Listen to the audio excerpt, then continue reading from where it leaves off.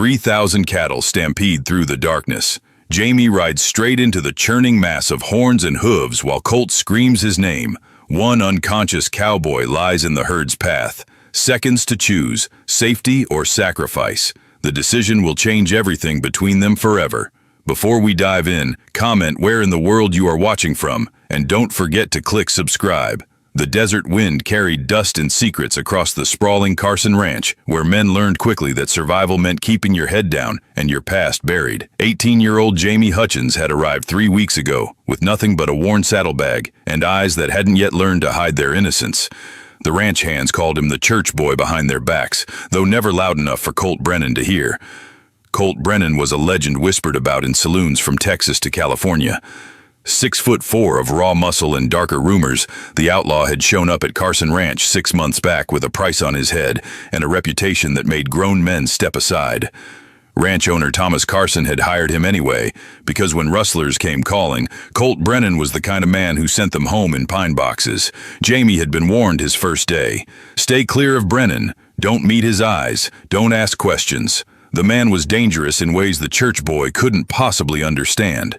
But Jamie Hutchins had never been good at following warnings. It started the morning Jamie stumbled into the barn early, still fumbling with the leather straps of his work gloves. He'd been assigned to muck stalls, the lowest job on the ranch, perfect for someone who didn't know a bridle from a stirrup.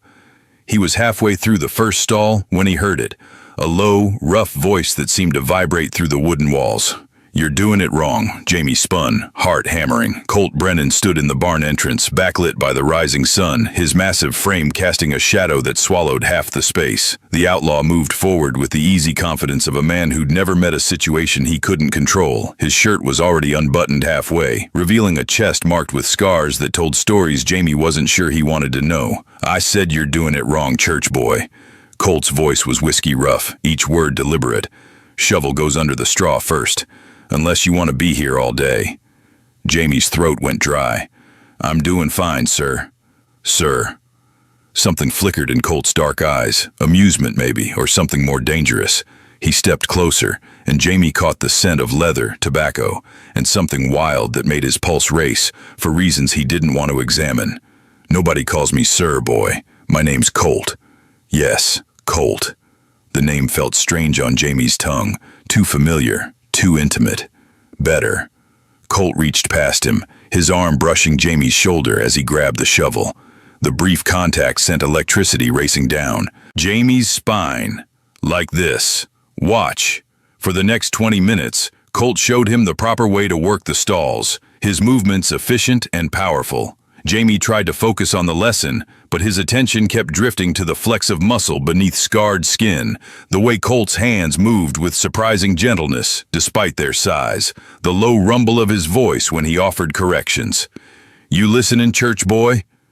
Jamie's eyes snapped up and he found himself caught in Colt's gaze. Something passed between them in that moment, recognition maybe, or possibility. The air in the barn suddenly felt thick, charged with electricity that had nothing to do with the coming storm clouds. "I'm listening," Jamie whispered. Colt held his gaze a heartbeat too long before stepping back. "Good, because out here, not paying attention gets you killed." He turned toward the barn entrance, then paused. "Tomorrow morning, same time, I'll show you how to handle the horses properly. Don't be late." It wasn't a request. Jamie watched him go, his heart still pounding, knowing somehow that his life had just shifted onto a path he couldn't turn back from. The other ranch hands had warned him about Colt Brennan. They'd said he was dangerous, but nobody had warned him about this. The next morning, Jamie arrived at the barn before sunrise, telling himself it was just about learning the work, that the restless night he'd spent, turning over every word Colt had spoken, every look they'd shared, meant nothing. Colt was already there, working with a massive black stallion that no other hand dared approach. The horse was beautiful and terrifying, pawing at the ground with barely contained violence. But under Colt's hands, the animal settled, responding to touches and low-spoken words Jamie couldn't quite hear. "This is Renegade," Colt said without turning around. "Mean as hell to everyone else, but animals know when someone understands them." He finally looked at Jamie, his eyes intense in the pre-dawn darkness. "Come here." Every instinct screamed at Jamie to stay back. The stallion was dangerous. Colt was dangerous. This whole situation thrummed with an energy Jamie didn't have words for. He stepped forward anyway, closer. Colt's voice was barely above a whisper now. He needs to catch your scent. Know you're not a threat. Jamie moved until he stood beside Colt, close enough to feel the heat radiating from the larger man's body. Colt reached out, his calloused hand closing around Jamie's wrist with surprising gentleness. "Easy," Colt murmured, though Jamie wasn't sure if he was talking to the horse or to him. "Let him see you're steady, that you won't bolt." He guided Jamie's hand toward the stallion's neck. Jamie's breath caught as his fingers made contact with the animal's powerful muscles, trembling beneath sleek hide. Colt's hand remained over his, warm and solid, directing his movements. "Feel that?" Colt's voice was low, intimate, his breath warm against Jamie's ear. "That's pure strength held in check, waiting for the right moment to break free." Jamie's heart hammered so hard he was certain Colt must feel it. They stood there, Colt's body a solid wall of heat behind him, both their hands on the stallion's neck, and Jamie understood with sudden clarity that they were no longer talking about the horse. "I've never," Jamie started, then stopped, unsure what he was even trying to say. "I know." Colt's voice carried something Jamie couldn't identify. Understanding maybe, or hunger. "You're not from this world, church boy. You still got that clean shine about you. Probably should have stayed wherever you came from." "I couldn't." The words escaped before Jamie could stop them. "My father, he found a letter. From a friend. He said I was," Jamie's voice cracked. "He said I was unnatural. Abomination. Said he'd rather bury me than see me bring shame to the family." The confession hung in the morning air. Jamie waited for judgment, for Colt to step away with disgust or worse, with pity. Instead, Colt's hand tightened on his. "Your father was a fool." His voice was rough with something that might have been anger. "And a coward. Real men don't abandon their blood over fear of what others think." Jamie turned, and suddenly they were face to face, mere inches apart. Up close, Colt's eyes weren't just dark, they were endless, carrying depths of experience and pain that Jamie could spend a lifetime trying to understand. "Out here," Colt continued, his voice dropping lower, "nobody cares what a man does in the dark, as long as he pulls his weight come morning. This land, it strips everything down to what's real, what matters.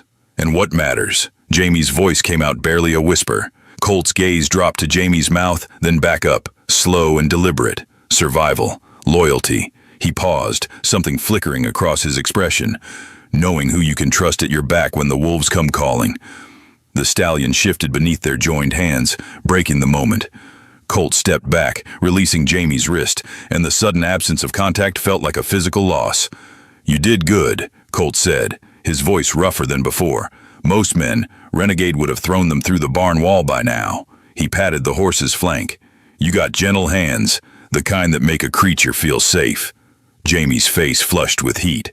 I don't like causing pain." Colt studied him for a long moment. "Yeah, I can see that." His expression shifted, something almost sad crossing his features. "You sure you want to stay here, church boy? This ranch, these men, they'll eat someone like you alive if you let them." "Someone like me," Jamie repeated, the words tasting bitter. "Someone soft." Colt said it without judgment, just stating fact. "Someone who still believes the world can be good. Out here, that kind of hope, it's dangerous, makes you vulnerable." "Maybe I'm tired of hiding," Jamie said, surprising himself with the steel in his voice. "Maybe I'd rather be vulnerable and real than safe and hollow." For the first time since they'd met, Colt smiled, not the hard smirk he'd worn before, but something genuine that transformed his entire face. "Damn. You got more spine than I gave you credit for." The barn door creaked open, and both men stepped apart instinctively. Miguel, one of the senior hands, poked his head in. "Boss wants everyone at the main house. Rustlers hit the Peterson place last night. Killed 3 men, took 50 head of cattle." Colt's expression shuddered immediately, the warmth vanishing as if it had never existed. "Tell Carson I'll be there in 5. Miguel's eyes darted between them, something knowing in his expression, before he nodded and disappeared. The moment he was gone, the air in the barn felt different. Colder. Colt moved to the wall where his gun belt hung, strapping it on with practiced efficiency. The man who'd been teaching Jamie about horses was gone, replaced by the outlaw whose reputation preceded him. "Listen to me, church boy." Colt's voice was hard now, commanding. "If rustlers are getting bold enough to hit neighboring ranches, they'll come here next. When they do, you stay in the bunkhouse. You lock the door. You don't come out until someone you trust tells you it's clear." "I can fight," Jamie protested.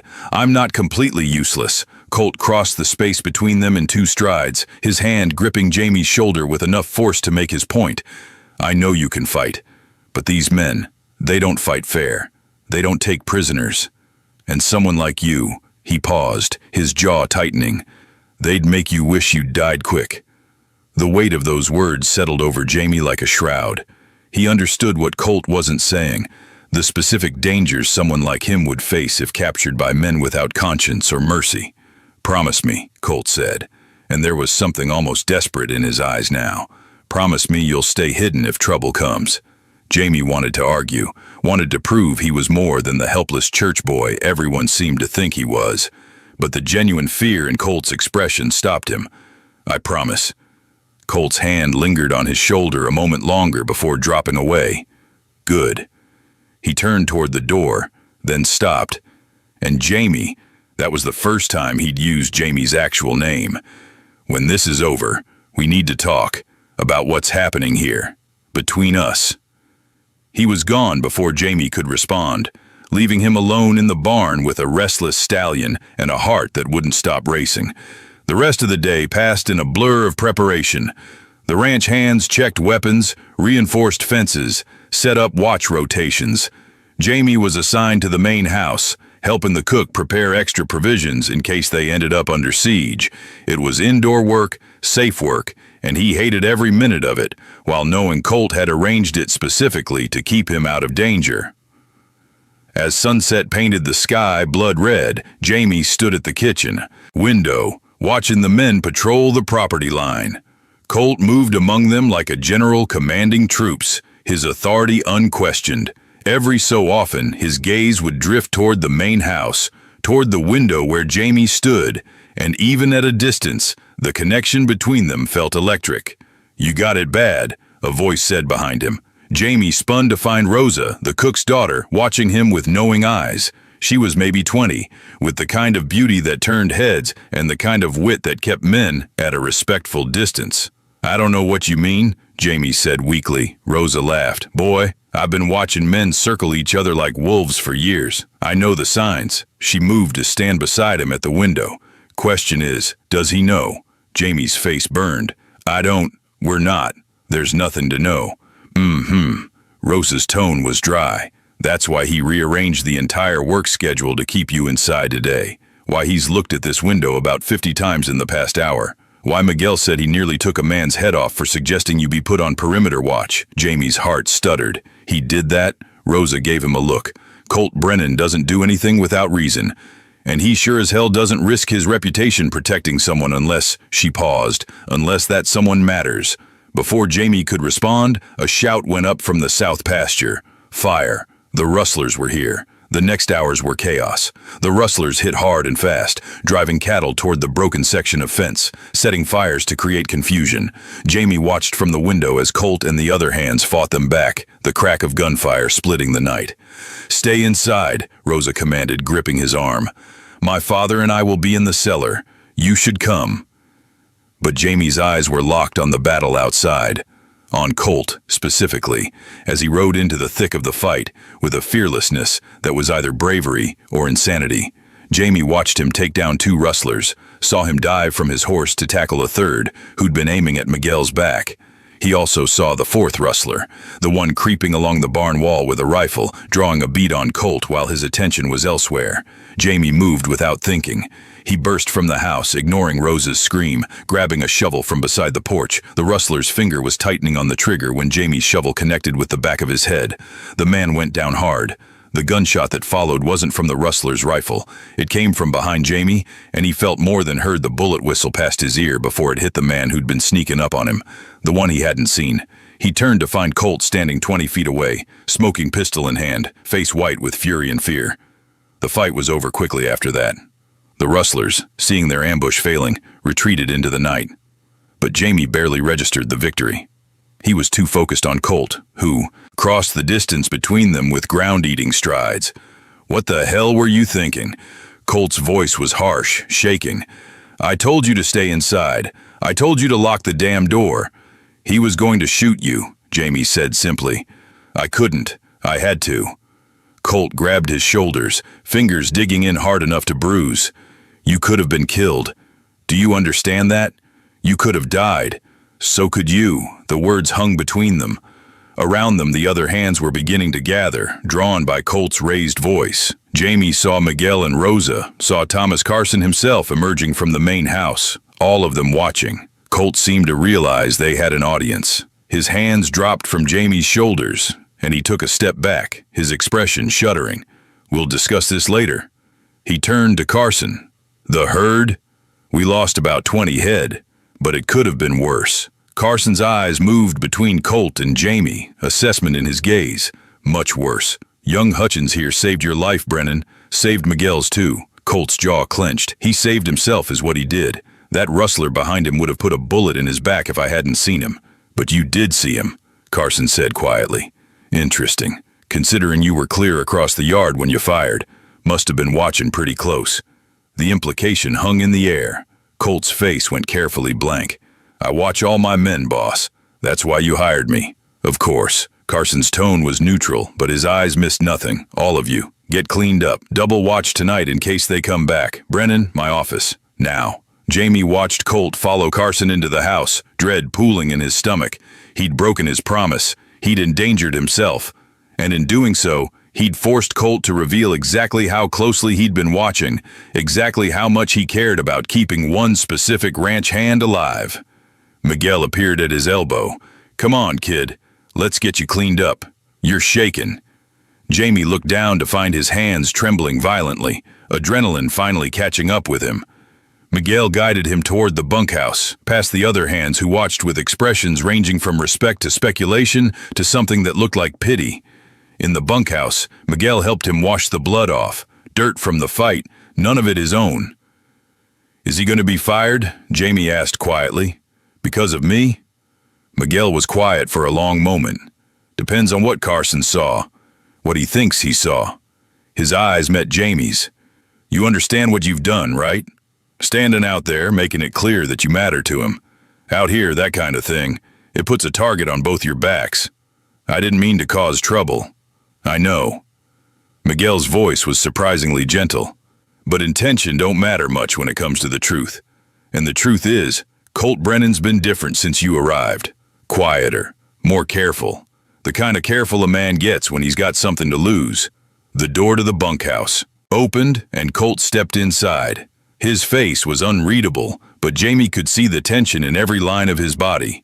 The other hands suddenly found reasons to be elsewhere, filing out until only the three of them remained.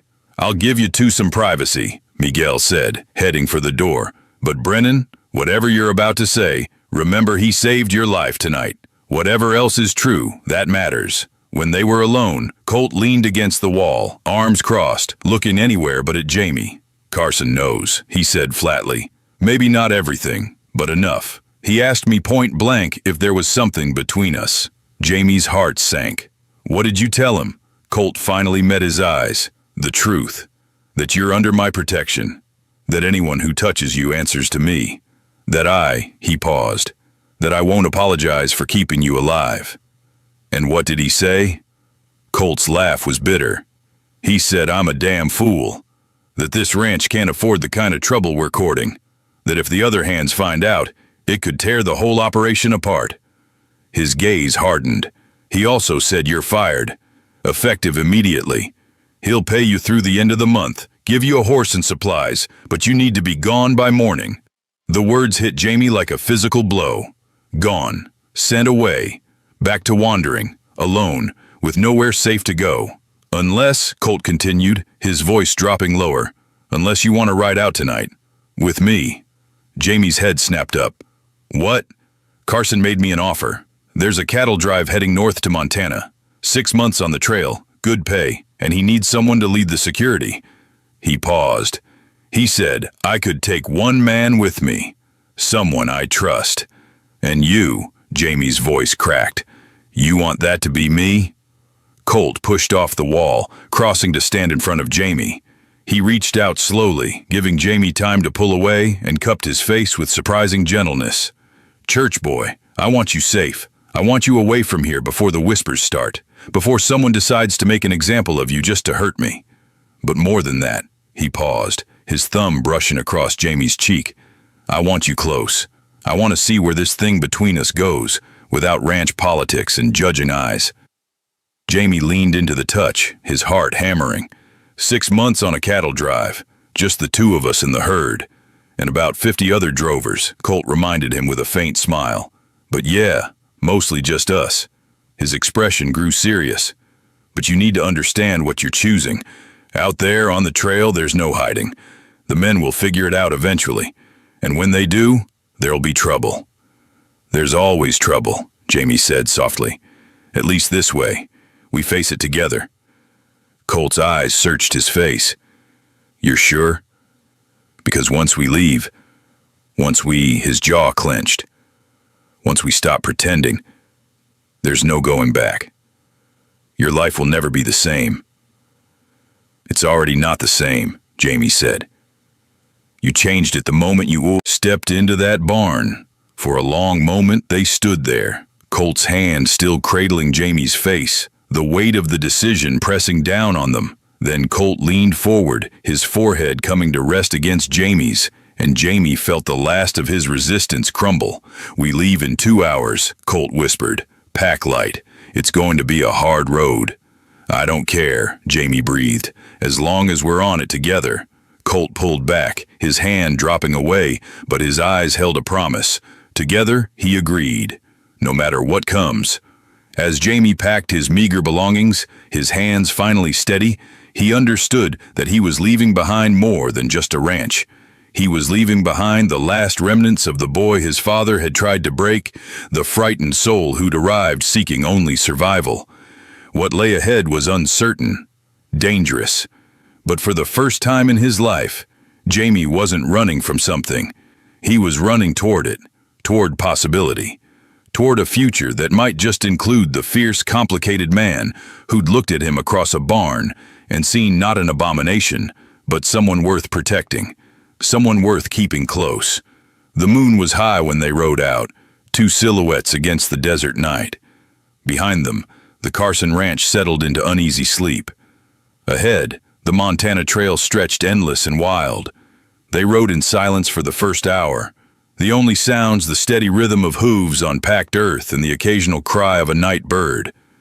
Jamie kept stealing glances at Colt's profile, trying to reconcile the dangerous outlaw with the man who'd touched his face with such unexpected tenderness. We'll camp at Widow's Creek, Colt said finally, his voice carrying easily in the still air. Get a few hours sleep before we meet up with the rest of the drive at dawn. Jamie nodded, then realized Colt couldn't see him in the darkness. All right.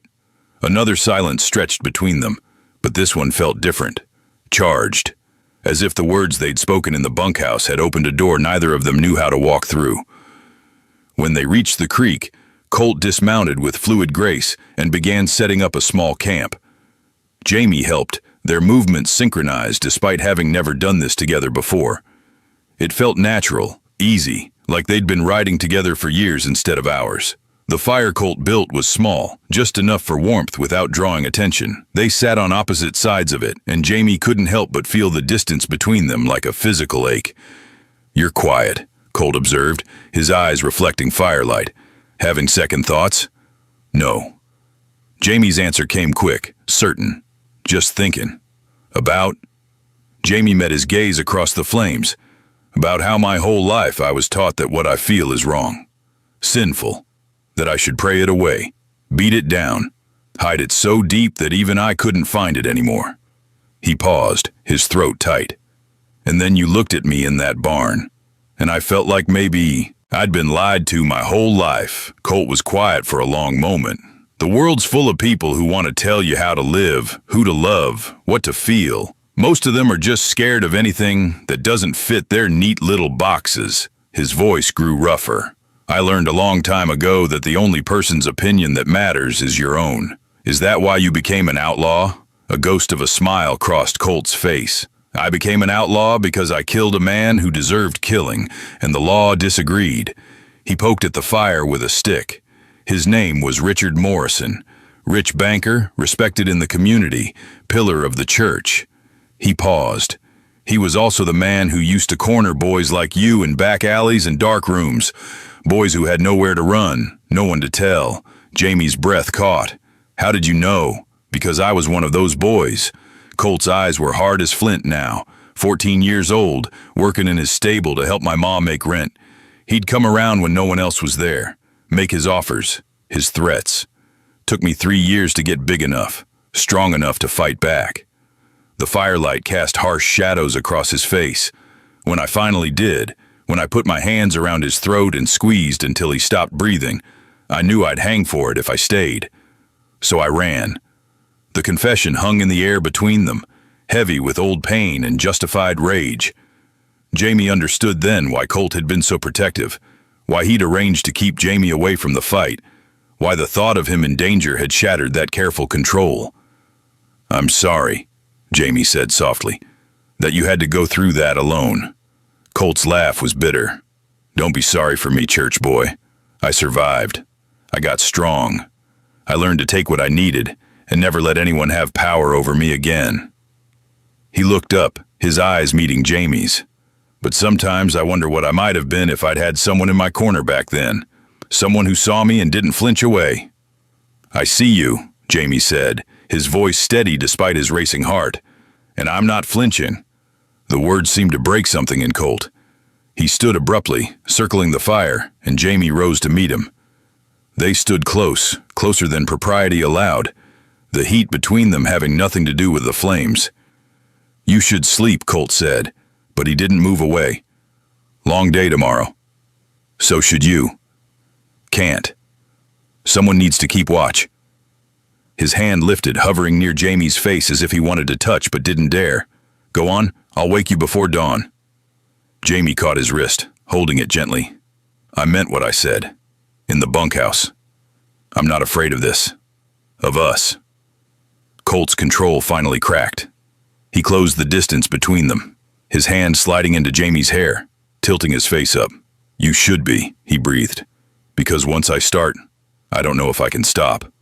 "Then don't," Jamie whispered. What happened next wasn't gentle. It was desperation and need, and years of denial finally breaking free. Colt's mouth found his, fierce and claiming, and Jamie responded with equal hunger, his hands fisting in Colt's shirt. They stumbled backward until Jamie's back hit a tree, Colt's body pinning him there, solid and overwhelming. The kiss deepened, turned urgent, and Jamie felt like he was drowning in sensation, in the taste of whiskey and want, in the feeling of Colt's hands on him, one still tangled in his hair, the other gripping his hip hard enough to bruise. It was everything he'd imagined in those restless nights, and nothing like it, because imagination couldn't capture the reality of Colt Brennan finally unleashed. When they finally broke apart, both breathing hard, Colt pressed his forehead to Jamie's. "Damn it," he rasped. "I promised myself I'd give you time, let you be sure." "I am sure," Jamie managed, his voice shaken. "I've never been more sure of anything." Colt pulled back just enough to look at him, and in his eyes Jamie saw hunger and fear, and something that looked almost like reverence. "You're going to ruin me, church boy, completely destroy every wall I've built." "Good," Jamie said fiercely, "because you've already ruined me for anyone else." They stood there, foreheads pressed together, breathing the same air, until Colt finally stepped back with visible effort. "Sleep," he ordered, his voice rough, "before I forget every good intention I've ever had." Jamie settled into his bedroll, but sleep was impossible. He could feel Colt's gaze on him, hot and possessive, as the outlaw kept watch through the night. And when dawn finally broke, painting the sky in shades of gold and pink, Jamie understood that they'd crossed a line in the darkness that there was no coming back from. The rest of the drive crew was waiting at the meeting point, a rough collection of 30 men who looked like they'd seen every hard mile the West had to offer. Colt introduced Jamie simply as his second, offering no explanation for the young man's presence, daring anyone to question it with his silence. Most didn't, but Jamie caught the speculative looks, the whispered conversations that stopped when he drew near. He understood what they were thinking, what they suspected, and for the first time in his life, he didn't care. The first week on the trail was brutal. They drove 3,000 head of cattle north through terrain that seemed designed to break both man and beast. Jamie learned quickly, driven by equal parts determination and the desire to prove himself worthy of Colt's faith. He learned to rope, to ride for 12 hours straight, to sleep through anything because rest was a luxury measured in minutes. He also learned the dynamics of the crew. There was Dutch, the trail boss, a grizzled veteran who ran the operation with iron discipline. Miguel had come along as one of the point riders, and he kept a protective eye on Jamie that he appreciated. There were the Rourke brothers, identical twins who spoke their own language and trusted no one. And there was Wade Barrett, the cook's assistant, whose eyes followed Jamie with an intensity that made his skin crawl. Colt noticed. Jamie saw him watching Wade watch him, saw the dangerous set of his jaw, the way his hand never strayed far from his gun when Wade was near. The tension was building, inevitable as a summer storm, and Jamie knew it was only a matter of time before something broke. It happened on the 8th night. Jamie was checking the remuda, the herd of spare horses, when Wade appeared beside him. "Pretty night, ain't it?" Wade's voice was casual, but his eyes weren't. "Seems a shame to spend it alone." "I'm not alone," Jamie said carefully. "I'm working." "That what you call it?" Wade moved closer, invading his space. "Funny, 'cause I've been watching you, boy. Watching how Brennan looks at you. How he makes sure you get the easy jobs, the safe positions. Makes a man wonder what you're doing to earn such special treatment." Jamie's hands clenched. "I pull my weight." "Oh, I bet you do." Wade's smile was ugly. "Question is, does the rest of the crew know what kind of weight you're pulling, or should I tell them?" Before Jamie could respond, a voice cut through the darkness like a blade. "Step away from him, Barrett, now!" Colt emerged from the shadows, and even in the dim light, Jamie could see the fury radiating from him. Wade raised his hands in mock surrender, but his smile never wavered. "Just having a conversation, Brennan. Nothing wrong with that." "The conversation's over," Colt said, his voice deadly calm. "And so is your place on this drive. Pack your gear. You're done." Wade's smile vanished. "You can't fire me. You're not the trail boss." "No, but I am." Dutch appeared behind Colt, his expression granite. "And when my lead security says someone's a problem, I listen. You've got 10 minutes to clear out before I let Brennan here demonstrate exactly why I hired him." Wade looked between them, saw no mercy in either face, and his expression twisted with hate. "Fine," he spat, "but everyone's going to know. Everyone's going to see what you two really are." "Let them," Colt said simply. His hand rested on his gun, not threatening, just ready. 10 minutes, Barrett. Don't waste them." After Wade was gone, Dutch turned to Colt and Jamie. His expression was unreadable. "I don't care what a man does in his own time," he said quietly. "I care that my crew works together, watches each other's backs." He looked pointedly at Colt. "You've always done right by me, Brennan. I'm returning the favor. But understand this, you're walking a razor's edge out here. There are men on this drive who won't be as understanding as me." "Understood," Colt said, "and we're grateful. Don't be grateful yet." Dutch's gaze shifted to Jamie. "Boy's got to prove himself. Not to me, but to them. Out here, respect isn't given. It's earned in blood and sweat. Make sure he's ready for what's coming." "He will be," Jamie said before Colt could answer. His voice was steady, certain. "Whatever it takes, I'll prove I belong. Here." Dutch studied him for a long moment, then nodded. "See that you do." He turned and walked back toward camp, leaving them alone under the stars. "You didn't have to do that," Jamie said quietly. "Defend me. Let Dutch know." "Yes, I did." Colt's voice was firm. "I'm done hiding, done pretending. If they can't accept it, that's their problem, not ours." Jamie felt something loosen in his chest, a weight he hadn't realized he'd been carrying. "Thank you." Colt's hand found his in the darkness, their fingers interlacing. "Come on, church boy. Let's get some sleep. Tomorrow you're going to show this crew exactly what you're made of." And Jamie did. Over the next 2 weeks, he worked harder than he'd ever worked in his life. He took the worst jobs without complaint, rode drag through choking dust, pulled double watches when others were sick or hurt. Slowly, grudgingly, the crew began to respect him, not because of his relationship with Colt, but despite it. The nights were another story. After the crew was asleep, Colt would find him, and they'd steal moments in the darkness, learning each other through touch and whispered words.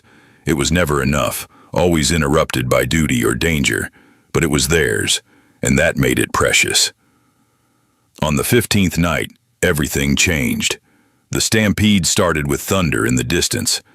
At first, Jamie thought it was just another summer storm rolling across the plains, but then Colt was beside him, shaking him awake with urgent hands. "Get up. Now. Cattle are spooked. Something's wrong."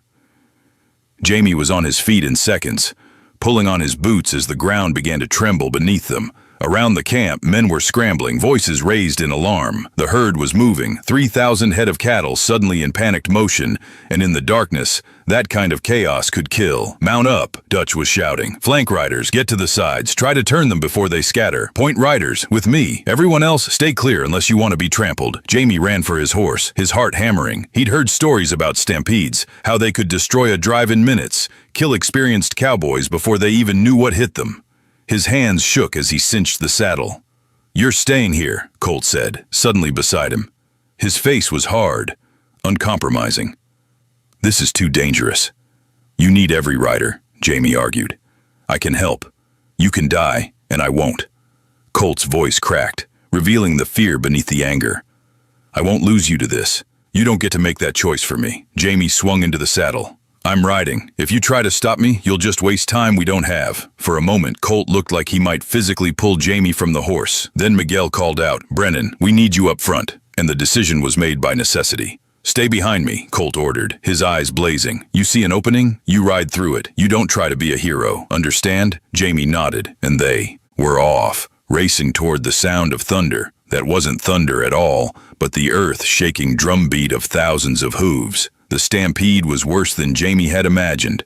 In the darkness, the cattle were a living river of panic, eyes rolling white, horns flashing.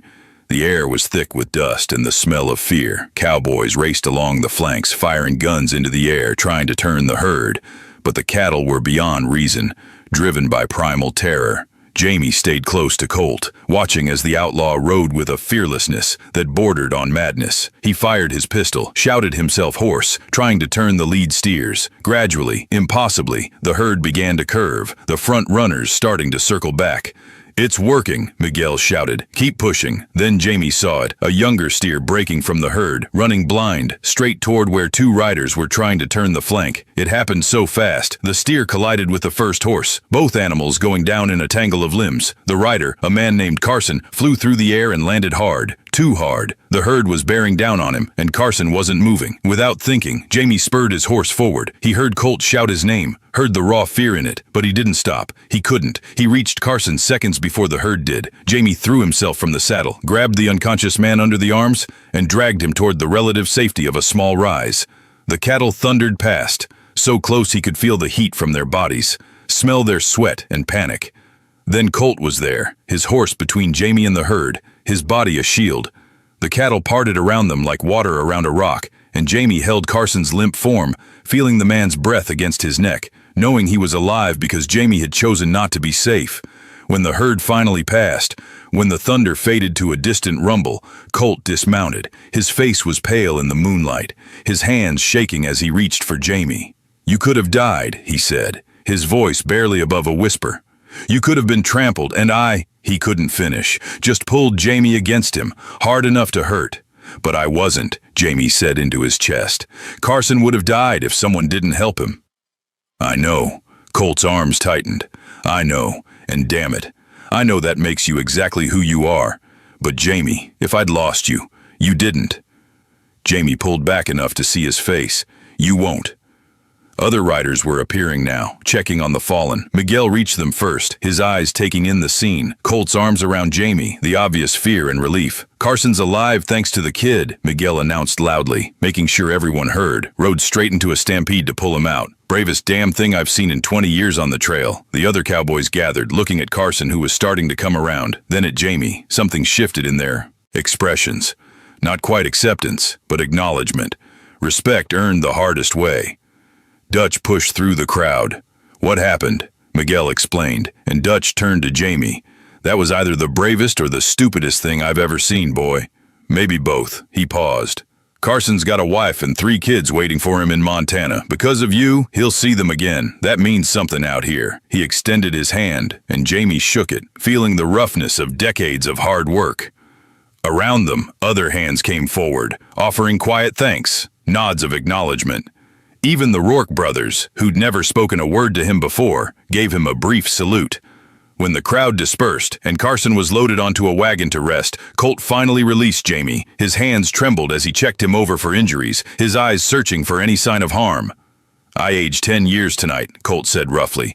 "Watching you ride into that, knowing I couldn't stop you, couldn't protect you." Jamie caught his hands, stilling them. "I didn't need your protection tonight. I needed your trust. Did I have it?" Colt's laugh was shaky. "Always church boy, even when it terrifies me." They stood there in the aftermath, the camp slowly settling back into order, and Jamie understood something fundamental had changed. He was no longer the protected one, the weakness Colt had to shield. He was a partner, proven in fire and fear. The next few weeks passed in a blur of hard riding and harder work. The stampede had scattered the herd, and it took days to round them all up again. Jamie worked alongside the others, his new status as someone who'd faced death and one making conversations easier, acceptance more genuine. Colt remained protective, but differently now. Less like a guard, and more like someone who simply couldn't help watching, making sure Jamie was safe without trying to control him. At night, they stole moments together, their kisses flavored with dust and exhaustion and something deeper, something that felt dangerously close to what Jamie couldn't let himself name yet. On the 23rd night of the drive, with Montana still weeks away, they made camp near a creek with actual trees, the first real shade they'd seen in days. The crew was in good spirits, the herd settling well, and Dutch declared they'd take a half day of rest, let everyone wash and recover. Jamie took advantage of the creek, washing away layers of trail dust. The water was cold and clear, and for the first time in weeks, he felt almost human again. He was drying off alone in a small grove when Colt appeared. The outlaw stood at the edge of the clearing, just watching. There was something in his expression that made Jamie's breath catch, hunger mixed with tenderness, need tempered by restraint. "How long have you been standing there?" Jamie asked, his voice coming out rougher than intended. "Long enough." Colt moved closer, his eyes never leaving Jamie's face. "Long enough to remember why I'm out here, risking everything. And why is that? Because of you." Colt reached out, his fingers tracing the line of Jamie's jaw. "Because somewhere between teaching you to shovel horse manure and watching you ride into a stampede, you became the most important thing in my world." Jamie's heart stuttered. "Colt, I don't." "Not yet." Colt's thumb brushed across his lips, silencing him. "Let me say this first. I've been running my whole life, running from what Morrison did, from who I became after, from anything that might make me vulnerable again. But you, church boy, you make me want to stop running. You make me want to build something instead of just surviving." "What do you want to build?" Jamie whispered. Colt's answer was a kiss, different from all the others.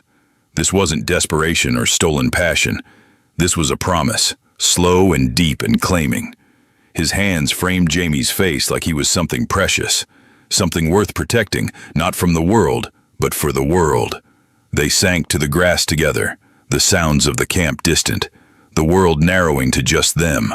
Colt mapped Jamie's body with his hands, learning every line and hollow, whispering words against his skin that sounded like prayers, and Jamie surrendered to it, to him, letting himself be known and claimed and cherished. When they finally pulled apart, both breathing hard, Colt pressed his forehead to Jamie's. "When this drive ends, when we reach Montana, I want," he paused, struggling with words. "I want you to stay with me, not just for another job, another trail. I want you in my life, permanent-like, if you'll have me." Jamie's eyes stung with tears he didn't try to hide. "I've been yours since that first morning in the barn. You know that." "Yeah," Colt's voice was rough with emotion. "I just needed to hear you say it." They lay there as the sun set, talking about possibilities and futures, about a small ranch they might build somewhere no one knew their names, where they could just be 2 men making a life together. It was a dream, maybe an impossible one, but for the first time, Jamie let himself believe it might be real. The peace lasted 3 more days. They were crossing a river, the herd swimming across in groups when the Comanche appeared. It wasn't a war party, just a small band led by an older chief, but the sight of them sent tension rippling through the cowboys. Too many had stories of raids and violence, too much bad blood between their peoples. Dutch rode forward to parley, and Colt went with him, his hand near his gun, but not on it. Jamie watched from his position with the herd, feeling the other cowboys tense around him. The conversation seemed peaceful at first. Dutch was an experienced trail boss, knew how to negotiate passage through tribal lands. But then one of the Comanche warriors pointed at the herd, then at the cowboys, his voice rising. "They're saying we're on their hunting grounds," Miguel translated quietly. He'd picked up some Comanche over the years, saying the herd is scaring off the buffalo they need for winter. They want compensation. Cattle. "How many?" another cowboy asked. 20 head, Miguel said, "and they're not asking." Dutch was arguing, trying to negotiate down, but the Comanche chief was firm. The tension stretched tighter and tighter until one of the younger warriors raised his rifle, not quite pointing it, but the threat clear. That's when everything went wrong. One of the cowboys, a hothead named Dalton, drew his gun. Before Dutch could shout a warning, Dalton fired. The bullet struck a Comanche horse, and the animal went down screaming. The camp exploded into chaos. The Comanche scattered, returning fire, and the cowboys dove for cover. Dutch was yelling for ceasefire, but the damage was done. The peaceful negotiation had become a battle. Colt grabbed Jamie, dragging him behind a wagon. "Stay down," he ordered. "Let the experienced fighters handle this." But Jamie could see Miguel trapped in the open, pinned down by crossfire. Without thinking, he grabbed a rope and swung into the saddle of the nearest horse.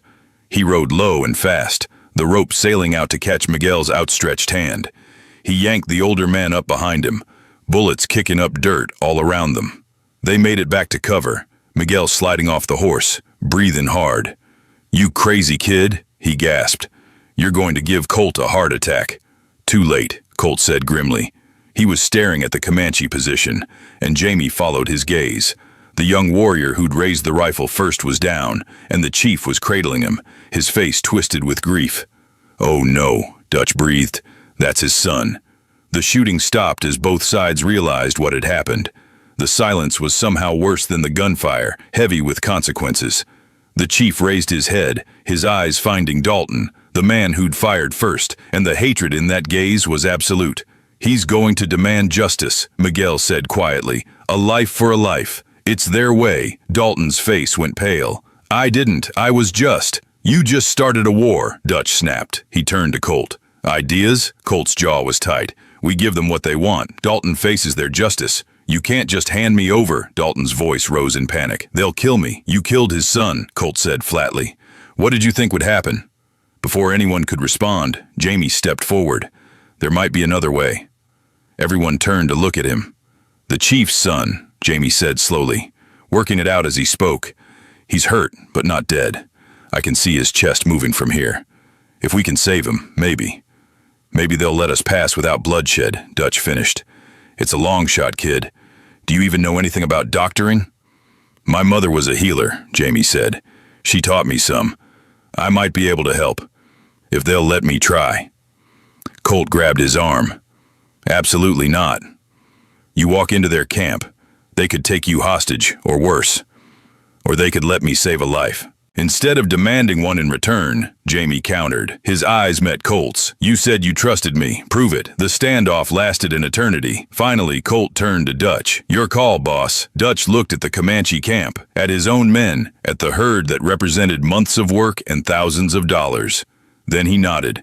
"Try it, kid, but Brennan goes with you. Anything goes wrong, we come in shooting." Jamie approached slowly, his hands raised, Colt a shadow at his back. The Comanche warriors raised their weapons, but the chief held up a hand. He studied Jamie with eyes that missed nothing, then looked at his fallen son. Jamie knelt beside the young warrior. The bullet had passed through his shoulder, missing vital organs but causing heavy bleeding. Working quickly, Jamie packed the wound with clean cloth from his own shirt, applied pressure, and used herbs from his saddlebag to prevent infection. Tricks his mother had taught him, knowledge she'd passed down from her own mother. The chief watched every movement, his face unreadable. When Jamie finally sat back, exhausted, the young warrior's breathing had steadied. The bleeding slowed. He would live. The chief spoke, his voice carrying across the space between the two groups. Miguel translated. "He says you have honor. that you chose healing over violence when violence would have been easier. He says his people will remember this." The chief then pointed at Dalton, spoke again. "But that one," Miguel continued, "must leave this land and never return. If he is seen again in Comanche territory, there will be no mercy." Dalton was only too happy to agree, mounting his horse and riding out immediately. The Comanche chief turned back to Jamie, said something else. "He's giving you a gift," Miguel translated. "A name, White Healer. He says if you ever need help in these lands, you need only speak that name." The Comanche departed peacefully, taking their wounded son and leaving behind a small stack of buffalo hides as payment for passage. When they were gone, the camp erupted in relieved chatter. Dutch approached Jamie, his expression thoughtful. "You just saved this drive, kid. Saved lives on both sides. That's worth more than I can say." The other cowboys echoed the sentiment, even the Rourke brothers coming forward with genuine smiles. But Jamie's attention was on Colt, who stood apart, watching him with an expression so complex it defied description. When they were finally alone that night, Colt pulled Jamie into his arms. "You terrify me," he said into Jamie's hair. "The way you just walk into danger like it's nothing. The way you see solutions no one else does. The way you're becoming exactly what I knew you could be." "And what's that?" Jamie asked. "Someone worth following," Colt said simply. "Someone worth building a life around." They stood there under the stars, and Jamie felt the last piece of his old self fall away. He wasn't the frightened church boy who'd arrived at Carson Ranch. He wasn't even just the ranch hand who'd learned to survive. He was someone new, forged in dust and danger, and the steady presence of a man who'd helped him find his strength. The rest of the drive passed in a blur of hard miles and harder work. They lost a few more cattle to weather and predators, but no more men. The crew had bonded into something solid, and Jamie was part of it now, not despite his relationship with Colt, but as a respected member in his own right. When they finally crested the last ridge and saw Montana stretching before them, green and wild, Jamie felt Colt's hand find his. They'd made it, together. The cattle sale went smoothly, and Dutch paid out everyone's shares. The cowboys scattered to the winds, some heading home, others to the next job. Miguel shook Jamie's hand, then pulled him into a brief hug. "You take care of him," he said quietly, "and let him take care of you. You're good for each other." When it was just the two of them, Colt turned to Jamie. "So, church boy, ready to see what the rest of our lives looks like?" Jamie took his hand, no longer caring who saw. "As long as it's with you, I'm ready for anything." They rode out together, two men who'd found each other in the harsh landscape of the West, who'd proven themselves through fire and fear and faith. Behind them, the life they'd known. Ahead, the life they'd build. And between them, finally spoken and claimed, the truth that had been there all along. This was love, real and raw and worth every risk. This was home. They found the land 3 days later, a valley with good water and grass, far enough from any town that no one would ask questions about two men living alone together. The old cabin on the property was small but solid, and as Jamie stood in the doorway, looking out at their future, he felt Colt come up behind him.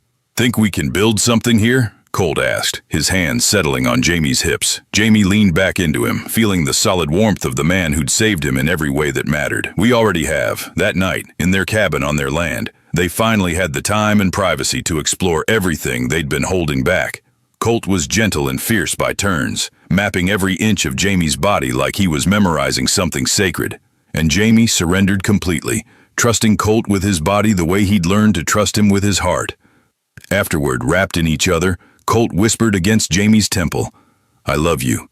Have since that first morning in the barn when you looked at me without fear." "I love you too," Jamie breathed. "Even when I didn't have words for it, even when I thought I wasn't allowed to, I loved you." "You're allowed everything now," Colt promised. "Every feeling, every desire, every dream.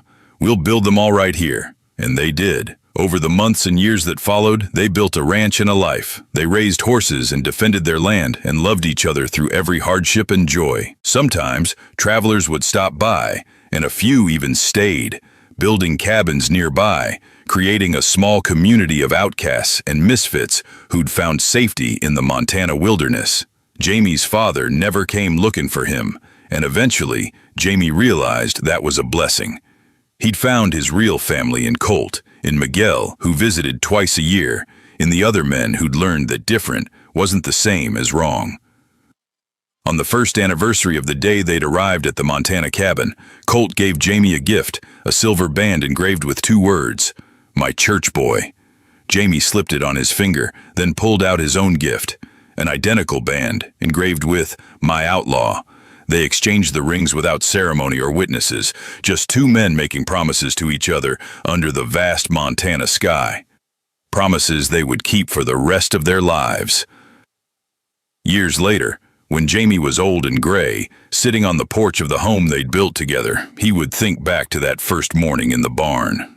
To the moment Colt had said his name was Colt, not Sir, and everything had changed. He would remember the fear and the courage, the stampedes and the Comanche, the 1,000 small moments that had built their life together. But most of all, he would remember the feeling of Colt's hand in his, steady and sure, from that first dangerous night riding away from Carson Ranch to every night since. That constancy, that certainty, that love that had survived everything the world threw at them. That was the real story, not the dramatic rescues or the dangerous trails, though those mattered too. The real story was 2 people who'd found each other against impossible odds and refused to let go, who'd built something beautiful in a world that said they had no right to exist. Jamie looked over at Colt, still vital and strong despite the silver in his hair, and smiled. Colt smiled back, that same smile that still made Jamie's heart race after all these years. "No regrets?" Colt asked, like he did sometimes. "Not a single one," Jamie answered, like he always did. "You." Colt's hand found his, their fingers interlacing with practiced ease. "Only that I didn't find you sooner. You found me exactly when we both needed it," Jamie said softly. "Not a moment earlier, not a moment late." They sat together as the sun set over the land they'd made their own, 2 old outlaws who'd found something more precious than gold, more lasting than fame. They'd found each other, and that had made all the difference. But the path to that peace hadn't been without its trials. In their 3rd year on the Montana land, word had reached them that Samuel Kane, the man who'd sold Jamie to pay his debts at Carson Ranch, had been spotted 2 counties over. The news brought back memories Jamie had tried to bury, of hanging ropes and cruel hands, of being treated as property rather than a person. Colt had seen the shadow cross Jamie's face when Miguel brought the news. That night, as they lay in their bed, Colt held him close. "You want me to find him?" Colt asked quietly. "Make sure he never hurts anyone again?" Jamie had considered it. The old him, the frightened church boy, would have said yes, would have wanted someone else to fight his battles. But that wasn't who he was anymore. "No," Jamie said finally. "He's nothing to us now. Just a bad memory that gets smaller every day I spend with you." Colt had kissed his forehead then, and Jamie felt the approval in it, the pride. "You're stronger than you know, church boy. Always have been." The 4th winter had been brutal, with snows that buried the valley for weeks. They'd lost some cattle, and more than once Jamie wondered if they'd survive. But they worked side by side, breaking ice on the water troughs, hauling hay through drifts that came up to their chests, keeping each other warm through the coldest nights. One particularly harsh evening, when the wind howled like something alive and hungry, they'd huddled by the fire wrapped in every blanket they owned. "I used to dream about this," Jamie confessed. "When I was a kid, before everything went wrong, I'd dream about having someone to weather storms with, someone who'd stay." Colt's arms had tightened around him. "I'm not going anywhere," he promised. "This land, this life, it's everything I never knew I needed. You're stuck with me, church boy, until the day I die, and probably after that too, if there's anything beyond." Those words became a touchstone between them, repeated in moments of doubt or fear or simple contentment. "You're stuck with me," a promise that had outlasted every hardship. In their 5th year, a young man had appeared at their gate, barely 18, with fear in his eyes and bruises on his face. His name was Thomas, and his story was too familiar. Religious father, discovered letters, threats of violence, or worse. Jamie had recognized himself in that terrified boy and opened their door without hesitation. Thomas stayed for 6 months, healing in the safety of their home, learning from their example that love didn't have to hide. When he finally left, heading west to San Francisco, where he'd heard there were others like them, he'd hugged them both fiercely. "You saved my life," he said, "not just by taking me in, but by showing me what's possible, that we can have this, build this, be this." After he left, Jamie had wept in Colt's arms, overwhelmed by the realization that they'd become what he'd needed all those years ago, a refuge, a proof that survival was possible, that happiness was more than just a dream. "You're crying," Colt had murmured, wiping away the tears with calloused thumbs. "Tell me why." "Because we matter," Jamie whispered.